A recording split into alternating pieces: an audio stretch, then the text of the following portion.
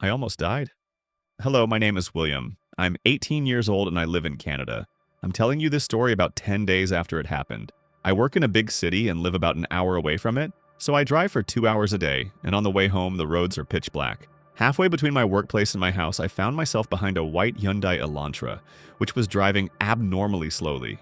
For context, the roads are limited to 90 kilometers per hour, but almost everyone drives at about 100 to 110 kilometers per hour. Sometimes more for some, even in pitch black. This person was driving 70 kilometers per hour. At the time, I told myself it wasn't a big deal and that I would wait until I had a straight line to pass. Shortly after this reflection, this same person starts to give me brake checks. Basically, he presses the brakes lightly just enough for the lights to come on, but he doesn't brake. I immediately had a bad feeling, and paying more attention to the vehicle, I noticed that this car had no license plate.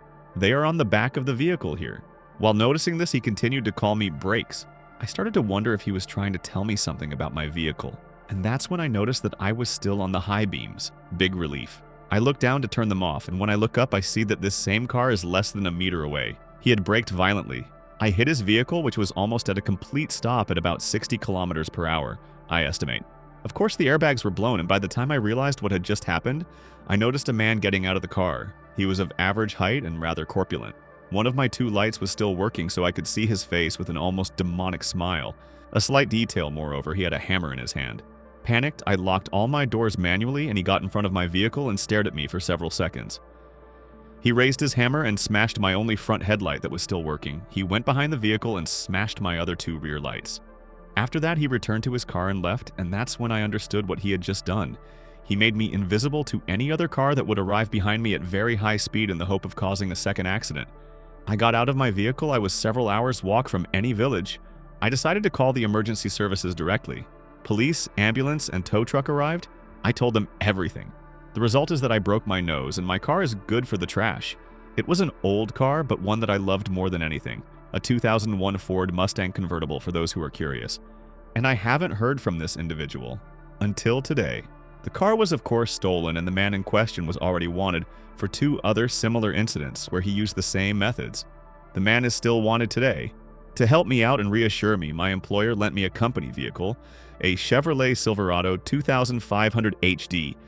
It's a pretty big pickup truck, so if it happens again, I'm probably going to run it over. Despite everything, the journey to my job is always a moment of intense stress, and getting behind the wheel in the dark remains very difficult for me. A journey? A massacre? Hello, during the summer of 2012, I was 11 years old. I went with my parents to Ecuador, Latin America, for 3 weeks. It's a country with truly incredible landscapes, cultures, and villages, but unfortunately it remains a predominantly poor country. We had a truly wonderful vacation. Well, as you can imagine, a few things happened to make me write this story on this subreddit. Luckily, this story happened on the last night of our stay, and therefore didn't spoil the trip. We spent our stay traveling to all corners of the country, thanks to the bus system that runs throughout the country. That last evening, we arrived in Quito, the capital, around 7 p.m. to spend our last night there, as we were catching a plane the next day at 3 p.m., I think, from Quito Airport. Always living a bit on the fly during our travels, we hadn't booked a hotel yet. So we went looking for hotels, but nothing, either mediocre or full. We finally decided to stay in a really bad hotel, very dirty, reeking of cigarettes, stains on the walls, and really torn bedding. In short, it was our only option. My parents decided to take one last stroll around town after putting our things in the room, because they didn't want to stay inside the hotel given its condition unless it was to sleep. I was exhausted and wanted to stay there to rest, but hey, I was 11 years old and my parents didn't want to leave me alone. And they did the right thing, right? We went to eat, took some last photos, and enjoyed the atmosphere one last time. And when we got back around 11 p.m., there was a mass of police officers and paramedics in front of the hotel. They explained to my parents what was going on, and then I remember my parents' faces, completely shocked, and I didn't understand a thing, since they were speaking Spanish there, and I didn't know the language at all. Police officers came out of the hotel 5 minutes later with our belongings and drove us to the airport. I didn't understand a thing about what was going on, and my parents just said, "Don't worry, there's been a water leak, so we can't stay there any longer." So I believed them, and we slept at the airport in the security offices, which were secure and more comfortable than airport seats. We returned to France the next day, and I forgot about it. But some time ago, while looking at photos from that trip, I remembered it. So I talked to my parents about it again, and what they said shocked me. That fateful evening, while we were out on the town, a mentally ill man entered the hotel armed and murdered all the tourists there, until he was shot dead by the police. There were 9 deaths, including the terrorist, so 8 tourists were killed, some of whom we had met on our way to the hotel to check in, and with whom my parents had spoken. According to my sources, no French people were killed that evening, but 2 English couples and a German family. One of the 2 English couples was the one my parents had spoken with. When I learned this, I was terrified. I never would have believed such a tragedy had happened at that moment.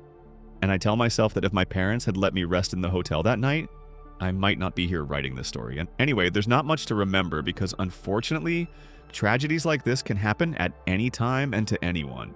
Just enjoy your life. You only have one, and it's sacred. My thoughts are with the victims of that night, as well as their families. I won't forget you. Did my ass save me? I'm a 26-year-old young man named Maxime, living in the Bouches-du-Rhône region. This incident happened 1 year and 10 months ago, 2 weeks after I got my first apartment. I'd like to point out that my childhood was very laid back.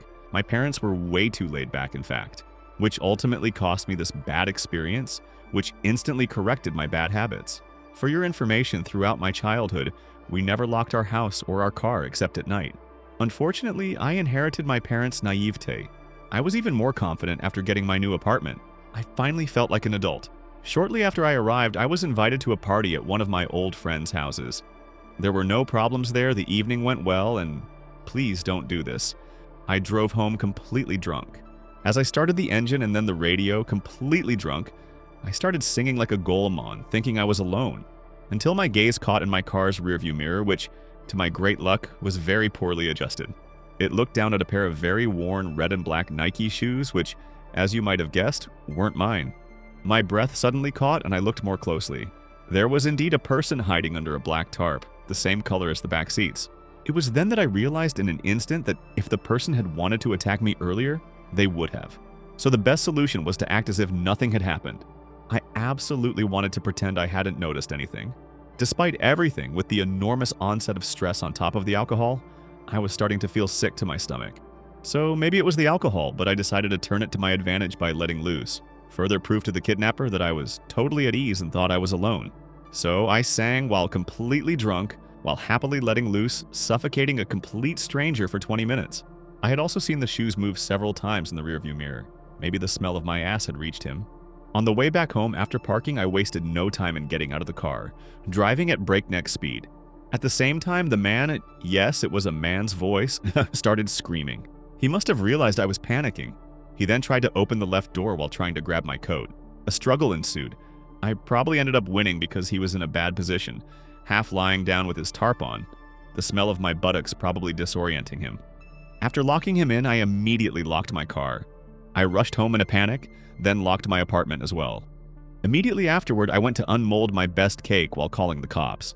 When they arrived, they apparently found the trunk window smashed with no one inside. However, they also told me about signs of a struggle, more specifically knife marks or some sharp object on the back seat, which the man must have made while struggling during the power struggle.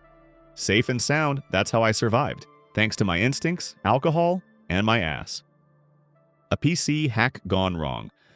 For context, my name is Benjamin. I was 14 at the time, and I lived in a small village with my parents, my sister, and my dog. It all started during the summer holidays in July, in the middle of the afternoon. I had an old laptop, and I wasn't paying attention to the websites I was visiting.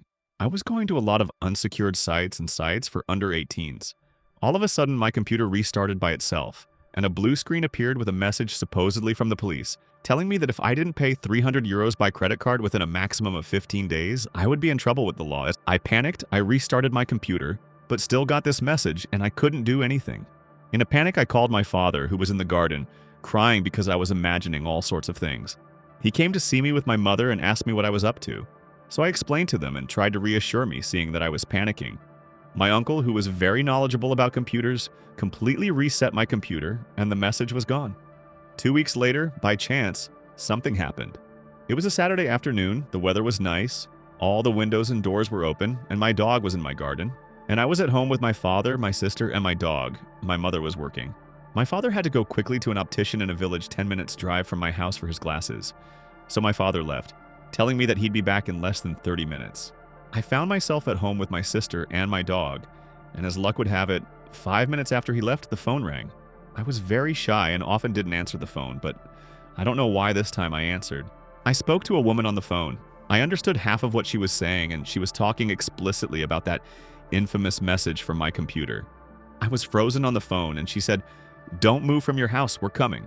I'd never given her my address. She hung up. I froze for 30 seconds, then I had a realization. I ran outside to get my dog and brought her back inside. I called my sister, telling her to close all the windows and shutters. She didn't really understand. She was 5 years younger than me, but she saw that I was serious and listened. 2 minutes later, everything was closed, and I was starting to think that I was imagining things, that I didn't need to call my father, and that it was a pressure move. No one was going to come, and at that moment, the doorbell started to ring. I started to panic, my dog started to bark, and as she was well trained, I made her understand to stop, and I told my sister to especially not make a noise. It was distressing because they insisted on ringing and we had no way of seeing who it was. Meanwhile, my sister, my dog, and I had gone into my sister's room under the bed, and it had stopped ringing.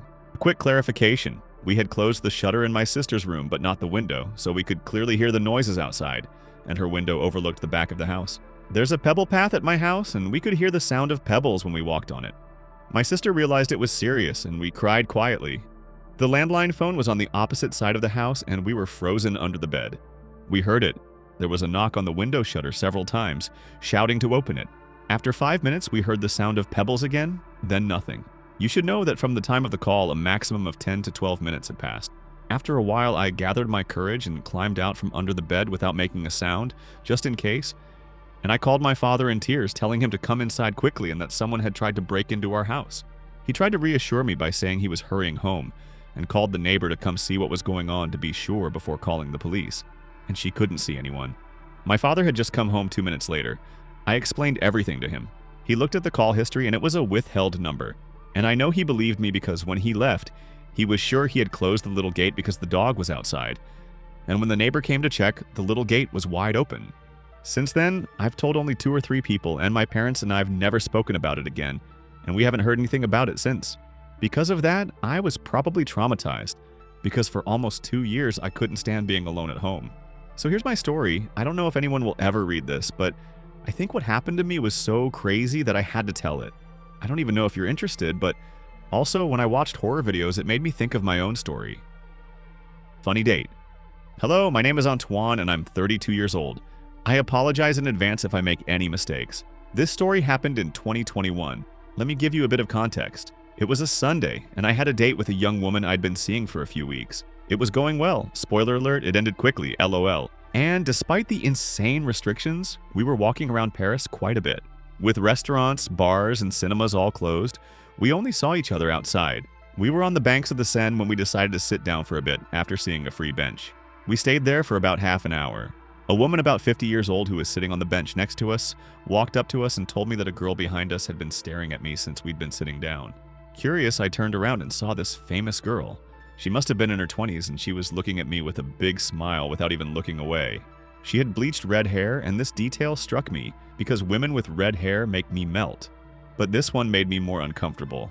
I laughed about it with my friend and we decided to continue our walk. Hand in hand, we walked slowly and I made her laugh by talking nonsense. But I felt that things weren't right. My date was squeezing my hand worriedly, telling me that the girl was following us. As if nothing had happened, I discreetly looked behind me and indeed this stranger was there, following us about 10 meters behind. Worried, we quickened our pace, but she wasn't letting any distance grow. Arriving near the Pont de l'Alma, we started running up the stairs to try to lose her, and then took the bridge. Still hurrying, we crossed the bridge, and halfway across I turned around and could see the red-haired stranger following us from afar. We took the metro back to Saint-Lazare, needless to say who got on the same train as us.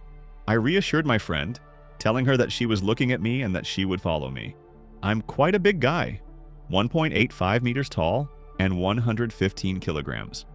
I told myself that if I had to defend myself, it would be easy. I got off the train and the stranger did the same. I quickened my pace, thinking I could lose her, but she was right on my heels. Well, from that moment on, I lied to my date, telling him I'd lost him. So, Emily, if you're reading this, I'm sorry, but I didn't want to worry you any further. I managed by some kind of luck to get rid of my pursuer at the train platforms. I boarded mine and sat down by the doors that open on the right side of my stop. Just a bit of public transport. Putting on my headphones and listening to music, I glanced at the people boarding the train. That's when my tearful, red-haired pursuer boarded the train and sat down a few seats ahead of me without noticing me. I prayed to everything I could, to Cthulhu, Odin, God, that she wouldn't see me. But I have legendary luck. It's not true. She caught me by surprise as soon as she sat down, and I saw the corners of her lips curl into a smile hidden beneath her mask. But what really freaked me out was that her tears continued to flow. I tried not to notice her the entire ride, but I could feel her gaze on me, and I asked myself every imaginable question. What does she want from me? Why is she smiling like that? Why isn't she talking to me? Maybe she's just creepy but shy. I finally arrived at my station, and I had the idea of rushing off as the doors closed. And that's what I did, and I almost fell in the process. I turned around, and the girl was banging on the windows, screaming in anger. Her screams will forever be etched in my memory, and I think they will also be etched in the memory of the other passengers on that train. I was really relieved. I'd gotten rid of this stranger, and I was finally going to be able to go home. But it was 8 p.m., and I was starting to get hungry. So I stopped at the McDonald's near the train station, and on Sunday evenings it's crowded, and I left a good 20 minutes later. Living with my parents since a difficult breakup, thanks to them, I was walking home quietly. Another detail, at this time of year the facade of the building where my parents and I live was being renovated. Scaffolding was attached to the building. I spent my evening in geek mode, playing with friends. Since it was hot, I had opened the blinds about 30 centimeters to let some air circulate. Around 1 a.m., I turned everything off, changed into my boxers, and went to bed. And at that precise moment, I saw this girl's head in the opening of my blind. Luckily, the guardrail was preventing her from entering. I live on the second floor, and she had been climbing the scaffolding to watch me for I don't know how long. At that moment, I grabbed a KSG-12 airsoft gun, very realistic, from my closet and put a fake cartridge inside, the one you normally put BBs in, and pointed it at the girl out of fear. I thought she'd break with that, but no, she started crying and said, "It's me, my love, don't you recognize me? Let me in." My mother ran into my room in a panic, and I ordered her to call the police, which she did. They came very quickly and arrested the young woman, who started screaming that she loved me, etc. Needless to say, I was put under a lot of pressure by a cop for the airsoft gun incident, but at the same time, it's understandable in this kind of situation. I couldn't sleep all night. I bought a fan the next day, and the blinds and window remained closed for the entire duration of the work. LOL. The next day, I went to the police to see if I could file a complaint, and I did so for attempted aggravated home invasion. About a week later, I received a call from a psychiatrist, scheduling an appointment at a psychiatric clinic in Paris. I went there on the appointed day, and when I arrived at the doctor's office, he explained that he had obtained my contact information from the complaint report he had received about the young woman. Anyway, I learned why she was in that institution. Her ex-boyfriend had cheated on her. She completely lost it when she found out and stabbed him. The thing is, according to the psychiatrist, I looked a lot like her ex. The doctor took me to the common room and I saw this girl. We sat down next to her and the psychiatrist asked her if she knew me and she straight up said no, without a single smile on her face.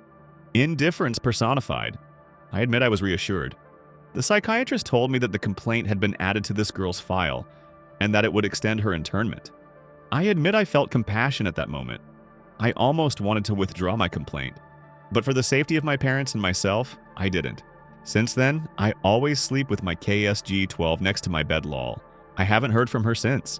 It might be silly to say, but I hope she's doing better and that she'll stay as far away from me as possible. I've had a lot of trouble getting back to sleep since this event, but I haven't had any psychological problems about it. But it's definitely a relief to talk about it. So yeah, that's how a casual date turned into a psychological thriller starring yours truly. If you enjoyed this twisted ride, make sure to hit that subscribe button and check out my other stories. Some might even be creepier than this one. Thanks for watching. Stay safe out there. Catch you in the next videos.